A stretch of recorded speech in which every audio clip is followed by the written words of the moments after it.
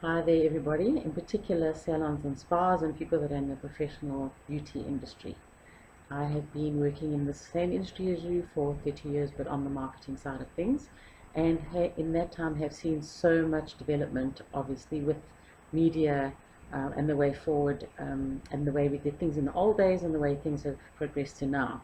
So I think it's so important to keep up with what is going on, even if it's something you don't like and it's something you're not interested in. If you think that social media and Facebook and things are just an annoyance or is something that is not for your business, then I think you should change your mind on that, because it's not going to go away. It's still in its infancy, believe it or not, and it is still the best priced advertising that you can get with the best analytics and the best reach. So there's no other way that you can reach people so specifically to their demographic as in area, age, hobbies, interests, all sorts of things that you can think of, and get actual analytics and draw them into your salon to come and sit in the chair in front of you. So, what is that going to take for cost for you to do that, and realize that this is the time to do those kind of things and to learn this. So I know I'm telling you all this because